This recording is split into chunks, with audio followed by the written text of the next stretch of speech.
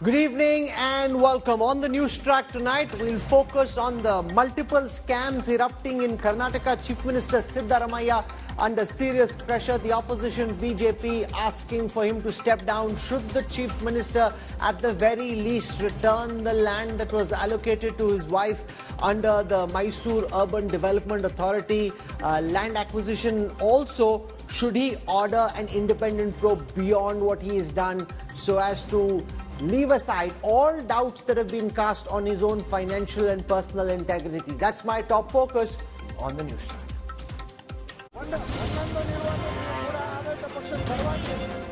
Scam season in Karnataka.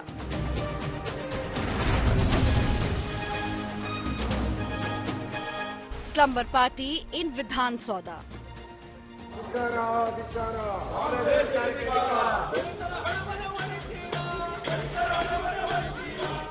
BJP demands Sidhu's resignation.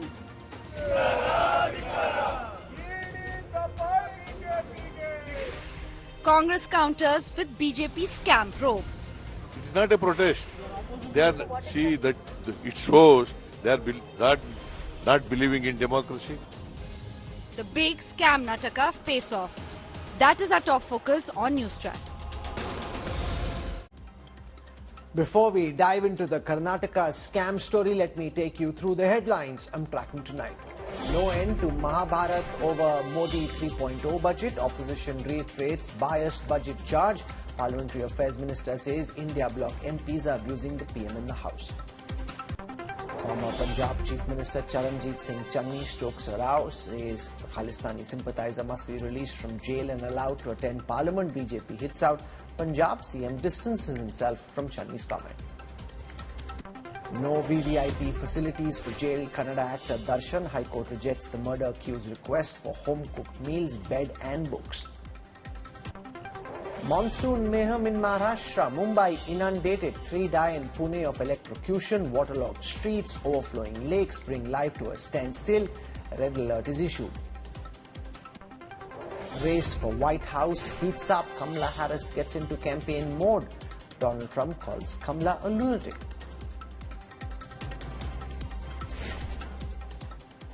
The Siddaramaiah Sarkara has been singed by multiple allegations of scams. The Chief Minister himself is under fire for his alleged involvement in the Muda scam. The BJP is also raising the heat over the Valmiki scam as charges and counter charges fly thick and fast. Siddaramaiah has said that the charges are an attempt by the BJP to destabilize his government.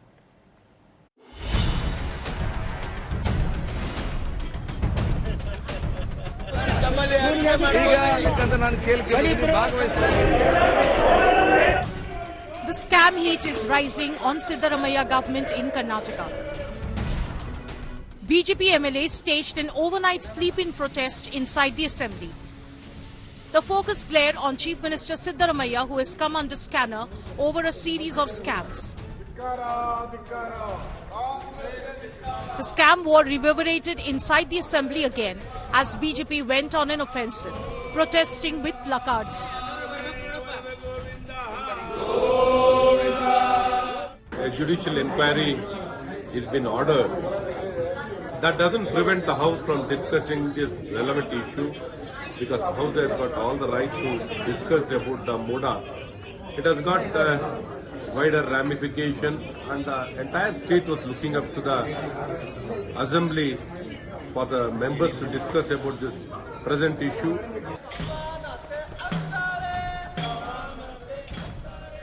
The BJP is now planning a 150-kilometer long Padayatra from Bengaluru to Mysuru to register its protest.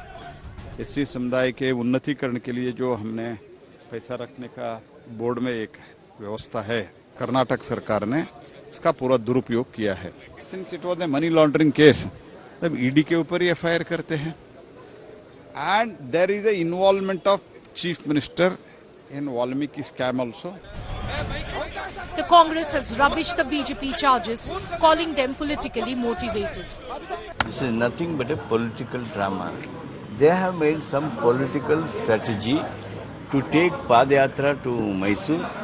As a step towards that, they are making this, not because that they wanted to do discussion. No, it's a great weather to walk, no doubt. They should do it. It's healthy for them also. But more importantly, I urge them to put forth all the documents ahead and then do the Padyatra. The Sidhu government is facing ED probe over multi-crore Valmiki scam, which involves illegal routing of tribal welfare funds, where ex-minister B Nagendra is the key accused. Opposition BJP is also piling the heat over dubious land deal allegedly by Siddaramaiah's wife Parvati under the Muda scam. BJP also claims illegal allocation of 600 crore rupees to Karnataka State Habitat Centre, a private entity, by senior minister breaching all transparency laws. BJP netas met the governor and have requested for a CBI inquiry and demanded Siddaramaiah's resignation from the chief minister post.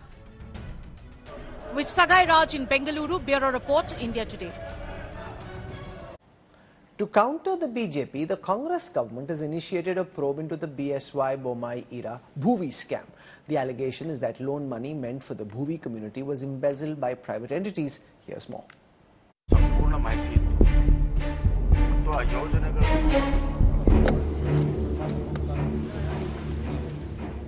It's a scam versus scam political war that is exploding in the state of Karnataka. Under fire, the Siddaramaiah Sarkara has hit back at the BJP by starting criminal investigation into alleged Bovi Development Corporation scam. The Congress claimed the alleged scam occurred in 2021-22 and that it involved bureaucrats and middlemen swindling large shares of loans under a job scheme for Bovi community members. We'll look into all the scams which they have made. Possibly in future, in due course of time, you'll come to know. The Bovi Development Corporation was to lend up to 10 lakh rupees loans, but no beneficiary allegedly received more than 30,000 rupees. The irregularities came to light in 2022 when banks asked beneficiaries to repay the original amount. The Karnataka CID has identified 10 primary bank accounts that allegedly received the embezzled money. According to CID, some of these accounts belong to private companies. We welcome all kind of enquiries into all kind of scams. That's the role of government. Let them arrest all the people, but it doesn't make them escape from the current scam, which is the scam of all the scams. That's a 4,000 crores Muda scam where Siddaramaiah and his family is involved. Mr. Siddaramaiah's political career will end with this scam. The first arrest in the alleged Bovi scam was made on Thursday. 3 FIRs have also been filed in connection with the case. With Sagai Raj in Bengaluru, Bureau Report, India Today. Chief Minister Siddaramaiah has had a relatively clean track record in his 4 decades of being in politics. This is the first time that charges of financial irregularity are being leveled directly against him and his family. The BJP obviously wanting to scale up the protests given that they've been under pressure after the Lok Sabha elections. The Chief Minister, though, in his defense says that this happened when he wasn't in power and therefore it's not right to blame him. Just for context so that our viewers understand, this is to do with land that was taken over by the Mysuru Urban Development Authority, 3.16 acres of land belonging to the Chief Minister's wife, and in turn Ms. Parvati, the Chief Minister's wife, was compensated with sites in Vijayanagar, which is a prime locality in South Mysuru. The charge is that the value of the land which was given in lieu of the village land that was taken runs into the hundreds of crores. The charge being leveled by the BJP is that it could be up to 3,000 crore rupees. So, A, the demand is for a CBI probe. B, the demand is that the Chief Minister return this land now that direct charges are being leveled against him. And the third aspect is whether this is an internal Congress hit job, given that there is internal jostling within the Congress about who gets to be Chief Minister. Joining us for perspective on this broadcast is Bhaskar Rao, spokesperson of the Karnataka BJP. We've got with us Brajesh Kalappa, who's been with the Congress. We've got Sanjay Jha, leading political analyst with us. We've got R.K. Upadhyay, who's a political journalist in Karnataka. Sandeep Anirudhan joins us, convener of the Citizens Agenda for Bengaluru. And we've got Nagarjun Dwarkanath, who's the bureau chief of India Today in Karnataka. I want to go across first to Brajesh Kalappa, because the Chief Minister has been relatively clean in his financial dealings in his 4 decades of being in politics. Now the BJP senses they've found an opportunity in this Muda scam. They're going for the jugular, demanding a CBI probe, trying to turn his name to dust. You've heard the Chief Minister's defense. Do you find it acceptable, or do you think at the very least Chief Minister Siddaramaiah need to return this 38,283 square feet in Vijayanagar right away and accept some kind of an independent probe? A CBI probe may appear partisan to him, but some kind of an independent probe which restores the faith of the citizens of Karnataka. See, Rahul, I don't know, because I'm not with the Chief Minister now. And if I were with the Chief Minister, I would have certainly advised him that this entire issue has been mishandled, by him. Because the first thing is, it's an issue of land acquisition. Land acquisition has become extremely difficult after 2013, after the passage of the Land Acquisition Act. In fact, after the Land Acquisition Act, today, if a land loser is asked by either the BDA or the MUDA or wherever, whichever agency, which is a developmental agency, he is invariably going to say no, because one, the Act itself gives him 2.5 times the value of the guidance value of the property. Therefore, land acquisition has become an extremely difficult part now. And it's not just in Karnataka, it's across the country, whether it's Meerut or whether it's, Haryana, whether it's Uttar Pradesh, elsewhere. Everywhere, the issue of land acquisition has become a big problem. And for land development and for people to be able to be given lands, it has genuinely become a problem. So therefore, land losers today, if they decide to go for litigation, then invariably it's the agency, which is the developmental agency, which loses. Therefore, they have to always strive to have some kind of a consensual approach where the land loser readily comes forward to hand over the land. So it's this whole thing is playing out. And honestly, to the best of my knowledge, because I've also worked with Mr. Siddaramaiah, he's absolutely clean. There's no doubt about it. There's not even a whisper across the board that, he's dishonest or that he has cheated or whatever. It's just a matter of circumstance that he has today found himself in this kind of a situation. No, so you're calling it a matter of circumstance, and I'll put that to Bhaskar Rao, because in what I have understood of Siddaramaiah's defense, the strongest argument is that this goes back to 2021, when it was the BJP government in power that the decision was taken to allocate alternate land under this 50-50 scheme. So if something happens on the watch of the BJP, how is it a scam perpetuated by the Chief Minister? If at all there are crooks in the BJP administration at that time, they're the ones who should be prosecuted for this, Mr. Rao. See, this entire process, like what Brajesh mentions, land acquisition, land notification, and then denotification, smacks of only corruption as well as personal gains. Mr. Siddaramaiah is very much aware under what circumstances he got the land, which was purported to have been gifted by his brother-in-law to his wife. Land gets acquired, land gets notified, land gets denotified. Then again, in this process, when ordinary people are fighting to get compensation for land lost over there. No, but you're not answering my question. You're leveling that Siddaramaiah perpetuated some kind of a scam. I'm saying that this happened when the BJP was in power in 2021. Respond to my question, sir. It is not the question of when it has happened or when it has not happened. Even when if you are in power also, if you are given land over there, is it not your duty to return it if it is not according to law over there? It has happened very much. And in the process over there, he makes a claim of 62 crore rupees over there for amount of land that he has lost over there. Nobody has made any personal allegation against Mr. Siddaramaiah in the last 40 years. This is for the first time, as Brajesh says, either been mishandled or probably he's on his last leg of political career. He has been cajoled into making such decisions over there. It is definitely a scam over there.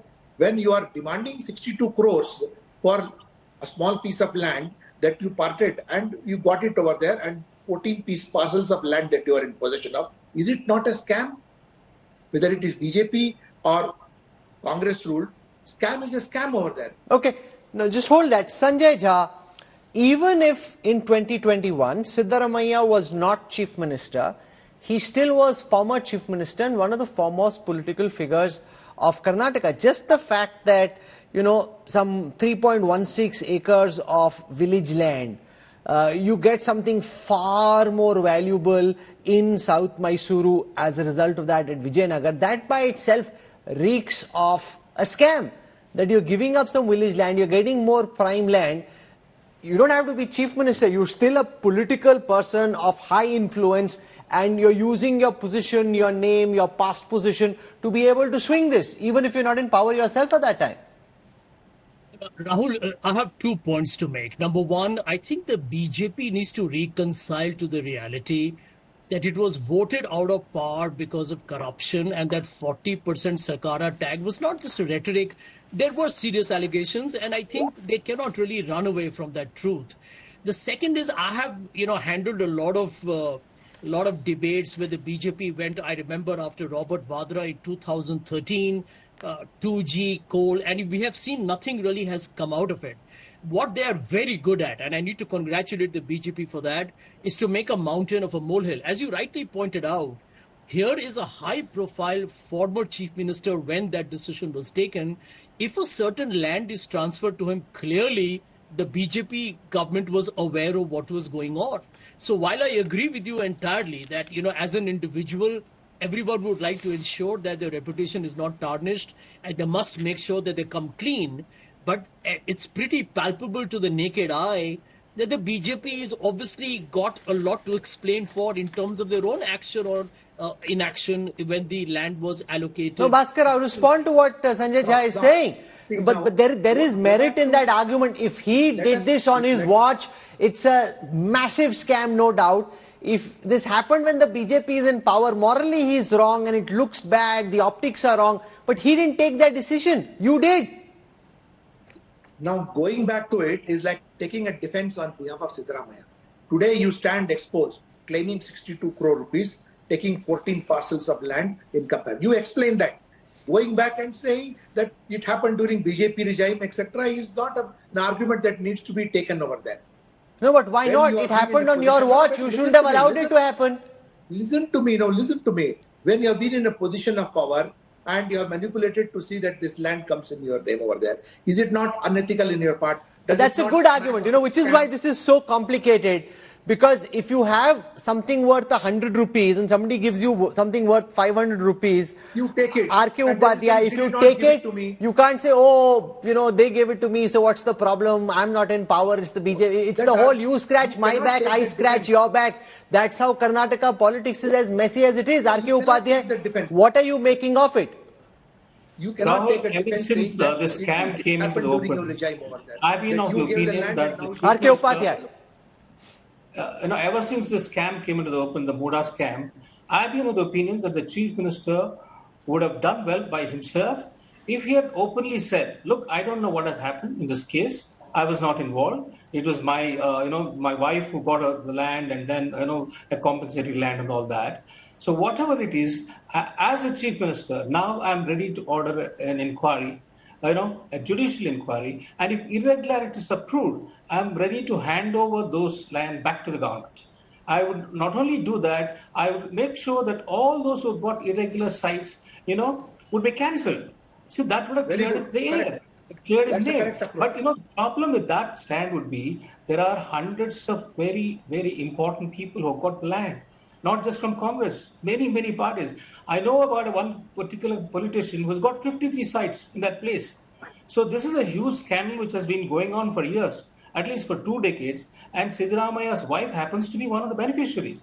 So it's not very easy for him to announce that he's going to just surrender those sites, because he's going to expose a whole lot of other people who will not be happy with what he's been doing. So this is a scam of mammon proportions, and if he's really, interested in clearing his name, he needs to just say that this is what I'm going to do. Nagarjun Dwarkanath, how is this playing out politically in Karnataka? Is the Chief Minister feeling the pressure? Are people buying his defense? What's your sense by speaking to citizens and to politicians across the aisle? Shall I answer this? Nagarjun Dwarkanath.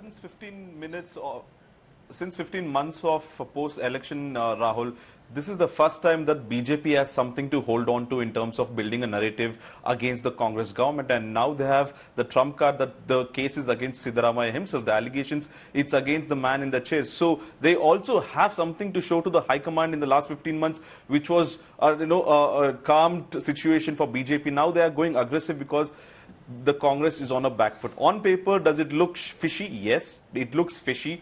Morally, as well as there are irregularities being seen in Muda as well, not just with Siddaramaiah and his wife, but also people who have been beneficiaries. An inquiry has been ordered because CM feels that others also have been benefited. So CM has ordered a judicial inquiry into the whole Muda site allotment since 2005. He feels that not just me, but let everything in the last 20 years come to the field and let the people decide what it is. The CM is feeling the pressure, not just him, but the whole Congress party. Today they are getting into a huddle, and tomorrow most likely DK Shivkumar is holding a press conference as to how politically will the Congress party fight this out in the streets, because from Wednesday next week BJP is taking on a Padayatra to Mysore. The Congress is preparing for the next 24 hours how to politically answer the BJP in the state of Karnataka. Sandeep Anirudhan, the voters of Karnataka got rid of the BJP thinking that they were corrupt.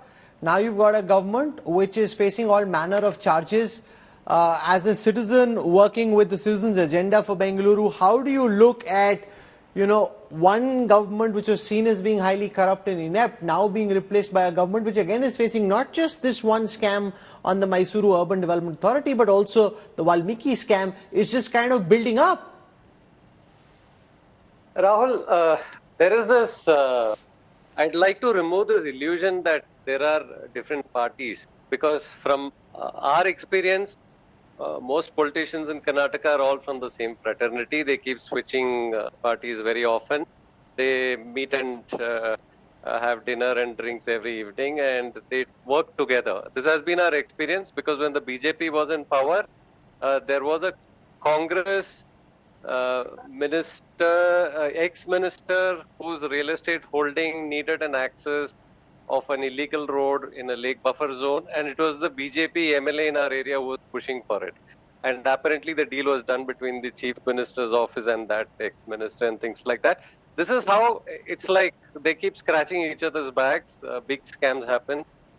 The unfortunate thing is in Karnataka, the grain of politics is corruption. And this is most unfortunate, because we don't see politicians seem to be even in the least manner inclined to deliver public service. They're not interested in policies. They're not interested in governance. They're not interested in planning. And as a result, our state and especially our cities, look at Bengaluru, it's crumbling because of the lack of respect for law. There is absolute lawlessness, because when people at the top are corrupt, how are they going to enforce laws at the bottom? I mean, they themselves are do you accept, Rajesh Kalappa, that this is giving the Congress government in Karnataka a terrible name? That the image, the shine, the sheen, Karnataka was a big catch for the Congress. Winning it from the BJP in a direct face-off was a strong message. But if this is how the state is going to be run, look at the Maharshi Valmiki Corporation scam again, where an officer commits suicide. He says that there's been an unauthorized transfer of 187 crore rupees, money being whisked away. All of this together just leaves a terrible taste in the mouths of the voter. No, absolutely. The Congress party is facing a serious credibility crisis. There is no doubt. There is no running away from that fact. Absolutely. And particularly at a time when the person with the highest credibility in the Congress party, that is the Chief Minister, when he himself is facing charges and he's unable to answer them. Like I said, I have an answer, but I think he should have had a better answer. What do you think he should do at the very least? Do you think he should give up this land which is in his wife's name in Vijayanagar? Just say, okay, I'm giving up this land. Let there be this judicial probe. Let's see who else also benefited. We'll take action against all. No, see, the point is, Rahul, that the BJP is also a beneficiary. There are BJP ministers who have got 300, 400 sites. There are ex-MLAs. everybody is a beneficiary here. Now that's the And problem, somebody Bhaskar said, Rao, that when this when this inquiry comes, there'll be, and because this happened on the watch, this is the problem with states like Karnataka. They function as if, only the cast of characters change, but the modus operandi doesn't. So there'll be more than enough BJP leaders when this, list comes out of who benefited in Mysore urban development area. Issue. The hublot watch issue was also a question of credibility. So merely returning the property doesn't absolve you of your wrongdoing of having accepted and taken it away. No, but you do know that there'll be lots of BJP beneficiaries as well. What about them then? Let everybody be punished. Let everybody be punished. It has come to light only now, and the Chief Minister cannot escape. He's in absolute denial. The problem, Sanjay Jha, with there will be BJP beneficiaries argument is that here you've got the Chief Minister, the king of the chessboard. Even if the BJP has to give up a few pawns, a few rooks, it doesn't matter.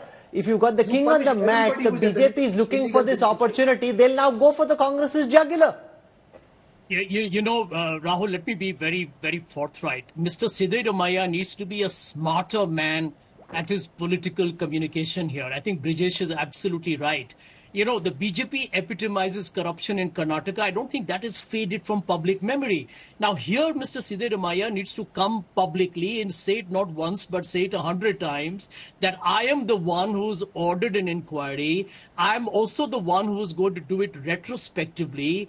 I was not there when this decision was taken, and be aggressive about that. You know it, Rahul. In politics, you got to be competitive and aggressive at all times. I mean, this is the BJP which is renowned for Reddy brothers because it stuck over a period of time and it was pretty much out there for the world to know. Mr. Yadurappa's track record is for all to see. But the bottom line is, I think Mr. Siddaramaiah needs to bat on the front foot. And I think somebody is right. If I was him, and if I have had an impeccable political career record, how can you bat on the front foot? Let me one second.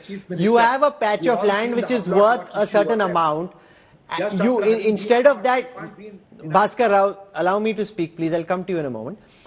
Instead of the land that's being acquired, you get a piece of land which is far more valuable than what you've given up. I mean, what front foot are you talking about, Sanjay Jha? How can you be on the front foot when the whole transaction reeks of something being terribly wrong, Sanjay Jha? I'm coming to you, Rajesh, in a moment. Sanjay. Yeah, so Rahul, you are absolutely right. I mean, this is what politics is about. You got to take the bull by the horns. He needs to say that there is going to be an inquiry, and if the inquiry says it is wrong, it will be returned. But at the same time, as you rightly pointed out in the program, let the entire can of worms be out, because I'm 100% convinced this is a problem, if there is one, is the one involving the entire political ecosystem. So let the Chief Minister really kind of address the problem up front. And he's got a great career track record, as you've been pointing out. And I'm sure he wouldn't like to besmirch his entire reputation on the basis of one land transaction.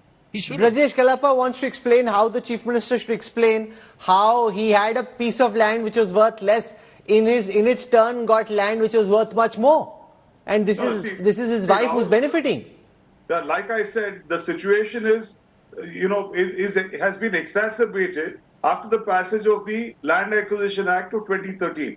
We see matters in court every day where a land loser is now claiming 2.5 times the value of the land which has been lost, because the Act allows for it, right? So therefore, the land loser today is the king. He can today decide what my value of the land has to be, or else I go to court and the entire project is jinxed, right? So therefore, development authorities across the country are having a problem. I don't blame the Land Acquisition Act. It's a good act and people are getting, rational, amounts for their land loss. And because land, of course, as you know, keeps rising. So this is the ultimate answer to this question. Also, the other aspect is that this land doesn't belong to Mr. Siddaramaiah. It belongs to his wife, which was handed over by her brother. Ultimately, that's a decision she has to take. And, within the family... No, one second, sir. If my wife does something, can I just wash my hands off this? I'm not even in public office. Whether it's me or my wife, as a family, you're accountable. Can Mr. Kalappa... Mr. Siddaramaiah just turn around and say, I have no idea what my wife is doing, because she must be doing something, but I have no idea about it. Come on, seriously? No, see, honestly, Rahul, I don't know. You probably have some kind of a command over your wife. I certainly don't claim to have any command over mine. If my wife were in a similar situation, I would have to toe her line. Do you buy that, Bhaskar Rao, that, there is some argument, obviously, the wife has agency, but this is also a man in public office. If it's a normal equation, I can buy that. But when you're in public office, now if somebody's wife does something or somebody's son does something, can they get away by saying, we don't know anything about it? You take the constitutional and legal position. It is not a question of my wife or whose wife, who has got how much of control over their wife. He is answerable. Nobody has any control. Anyway, let's not go down this. It's a very dangerous slope that Brajesh Kalappa has sent us down. But let's just respond to your partner having agency and the right to decide, which is not linked to the Chief Minister. Yes, Bhaskara.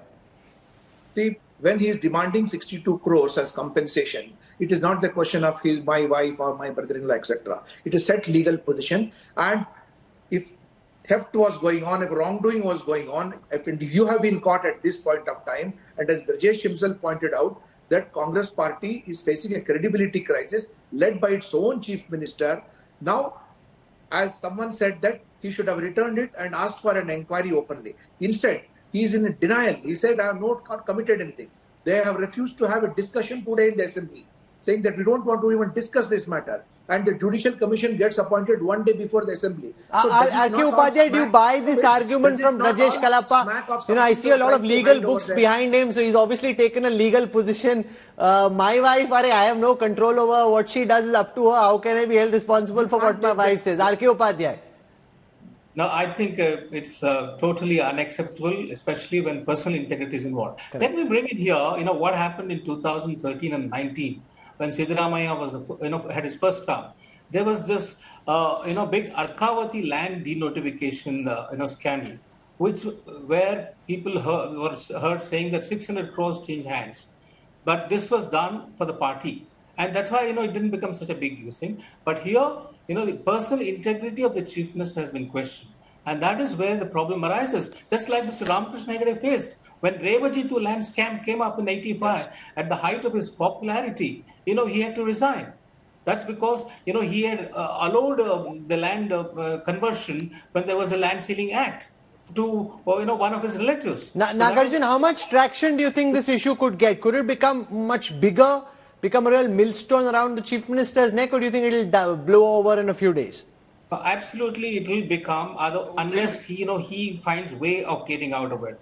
One of the ways I suggested is that he should come openly into this and then tell the people this is what has happened. Nagarjun, how do you see this Rahul play out from here? Nagarjun.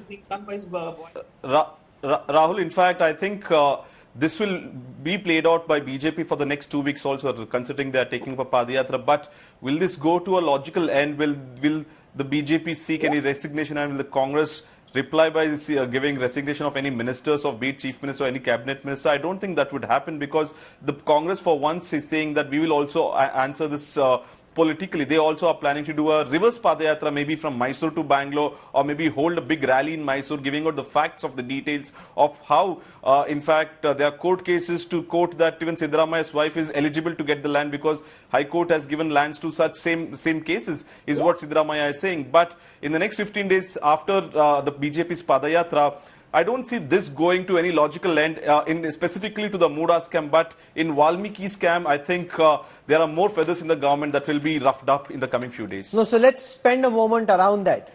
How do you see the Valmiki scam really play? Because Minister Nagendra has already tendered his resignation. The Enforcement Directorate has arrested him. It's not just the Muda scam. The fact that there are Lamborghinis involved, money is being sent to Telangana for the elections. It's really not looking good, Sanjay Jha, from the Congress's perspective. Here you've got the Enforcement Directorate getting fully involved, claiming 90 crore rupees was diverted from the corporation used to buy liquor before the general elections. Money was sent into 18 bank accounts in Andhra Pradesh and Telangana. If that's the case, those bank account details will be available. This is a case that can be pieced together. Not just is there a scam, it's being done with very limited finesse. It's very easy to catch. It's all happening in bank accounts.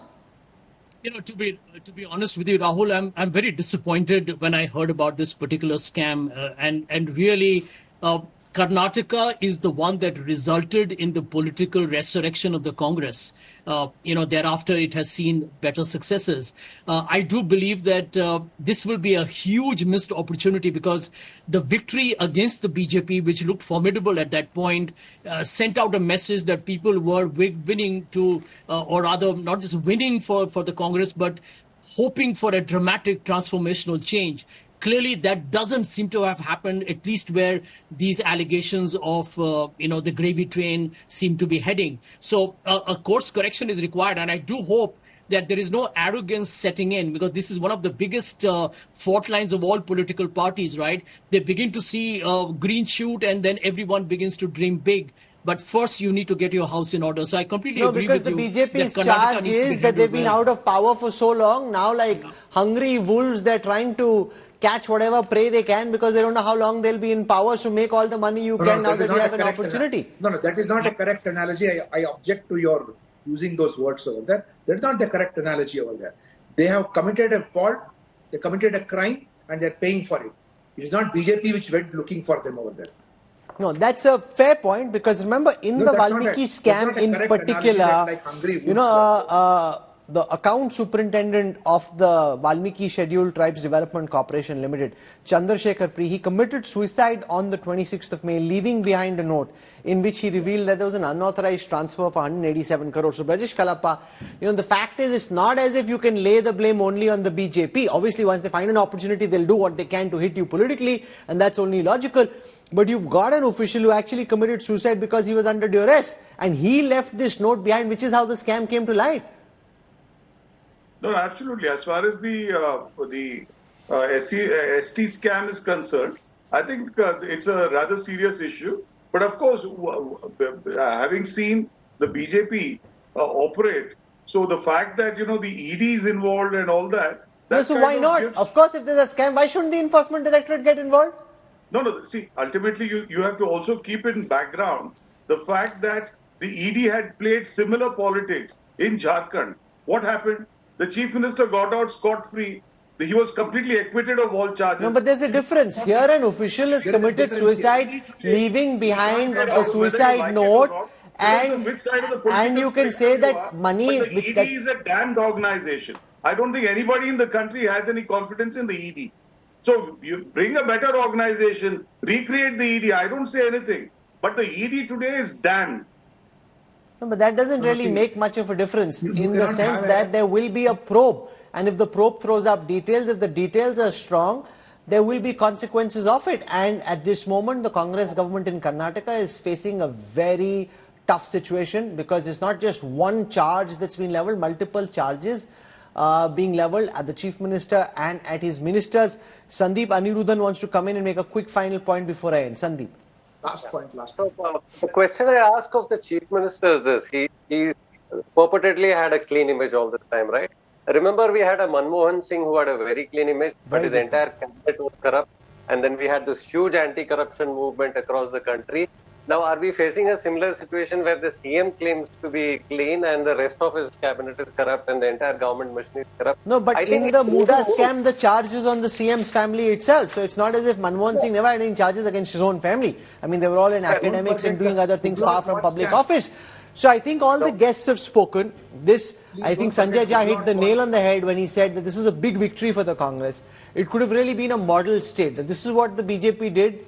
Look at how we're governing the state. Look at how we're different. Instead, as Sandeep Anirudh says, it's really more of the same. And that is really to the dismay and misfortune of the wonderful people of Karnataka that both the parties proving to be different sides of the same corrupt coin. Very, very problematic.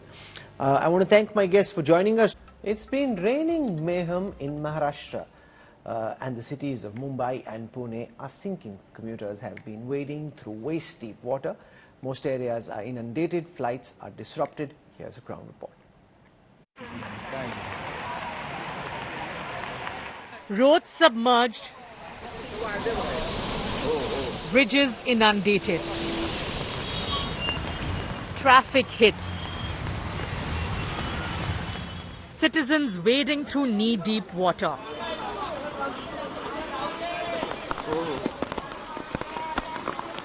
Many districts of Maharashtra are battered by incessant rains. There is no respite from rains for the state capital, Mumbai. The maximum city is experiencing extensive waterlogging. Vihar Lake, a crucial water source for the city, is overflowing. Pune is worst hit. The city's infrastructure is under strain. The Bhide Bridge is completely underwater, cutting off a vital route for many. Citizens are struggling to navigate through the flooded streets. Municipal corporation and the rescue teams have already been arrived. The local police administration is also there. They are working on their behalf of the government, and we'll have to see how many people are stuck inside. We'll check out exactly how many people are there and how the whole rescue operation is going on. पूरा ground floor के flat सारे पानी में है, first floor तक पानी आ गया है और कम से कम 500-600 लोग अभी ऊपर अटके हुए हैं जिनको निकालना है. पूरा घर में सामान मेहमान नीचे गिर गए पानी की वजह से, पूरा नुकसान है. प्रशासन ने कुछ पहले से बताया नहीं, इसलिए ज्यादा ये गड़बड़ हो गए. Water from the Katraj Peshwa Lake is overflowing through the bridge, forcing a road closure. The Mutha River in Pune is also overflowing.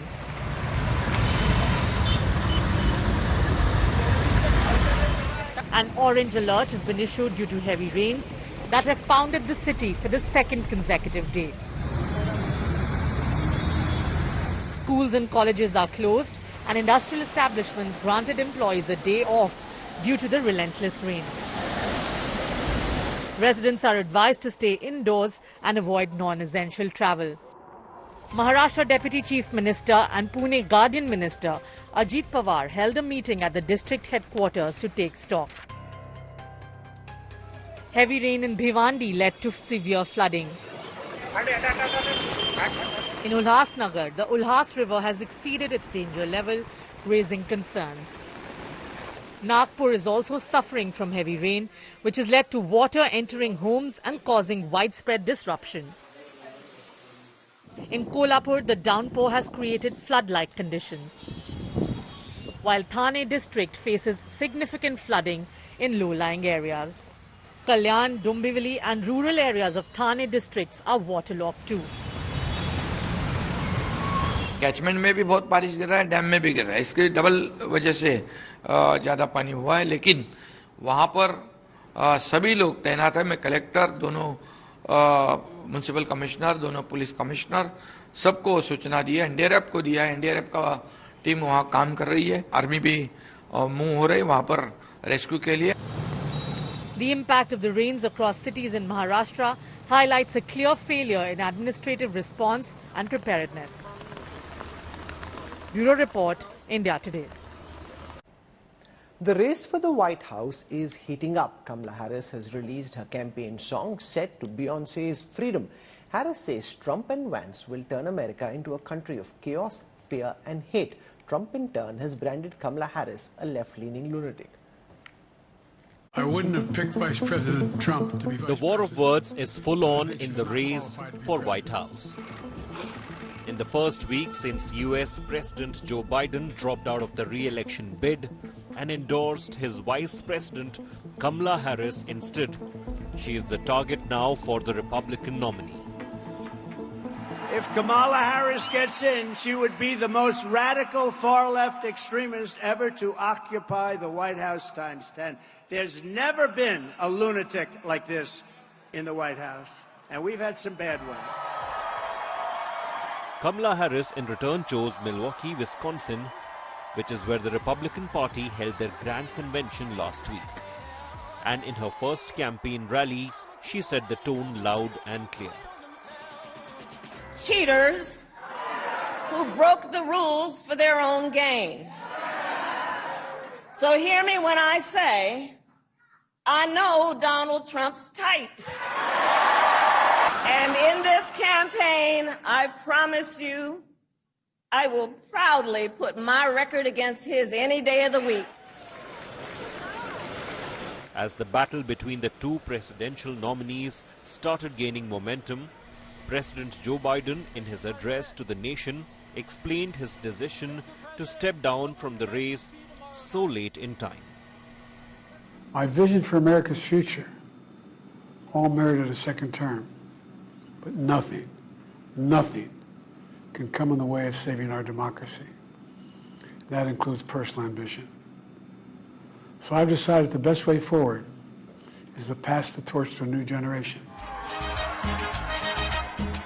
The baton has been passed on truly, and the war is between a 59-year-old woman of color and immigrant Asian Caribbean origin on the blue and the white, and a 78-year-old man on the red side. Kamala, you're fired. Get out of here. You're fired.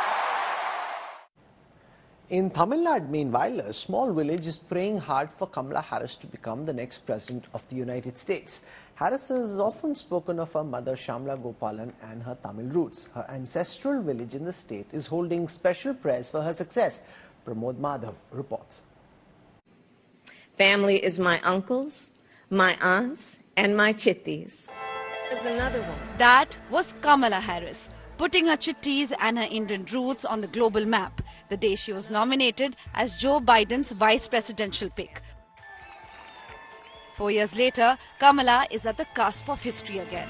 Could she become the first Indian origin president of the United States?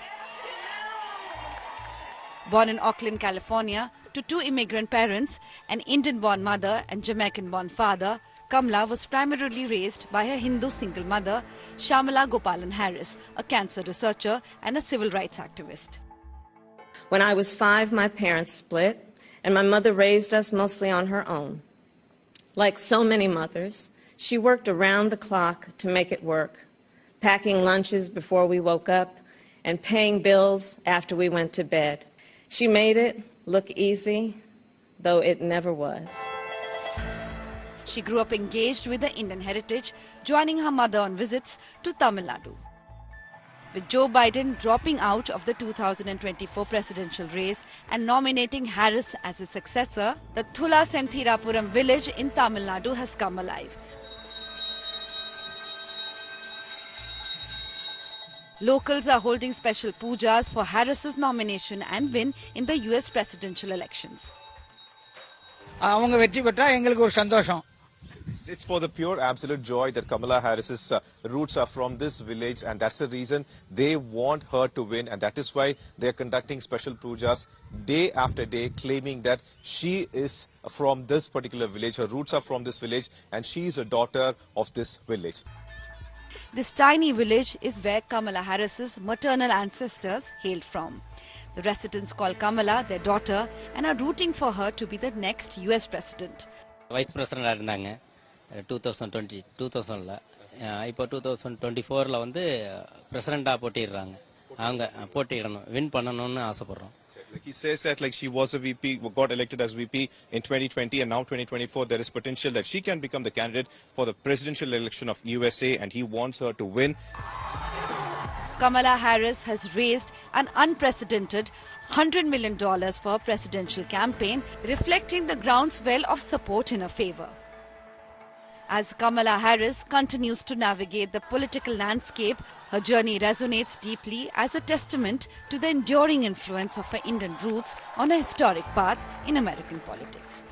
350 families from the village of Thulasendrapuram are regularly praying, holding annadanas and various pujas at Dharmasastra temple over here, whom they believe is a powerful deity, all for the victory of Kamala Harris, whom they call as Nam Mandin Tavapudalvi, which means the daughter of the soil. They believe she's the daughter of every family from this village, and they believe her victory is their own personal victory, and they believe that the victory of Kamala Harris, very important, the victory of Kamala Harris is a victory for entire women across the world. This is why they're conducting special pujas and they're praying for their victory. Divyan, Pramod Madhav for today. This is where I wrap up the news track tonight. For your time and your trust, thank you very much. I look forward to seeing you 8 p.m. tomorrow evening. Till then, from all of us here, goodbye, good night.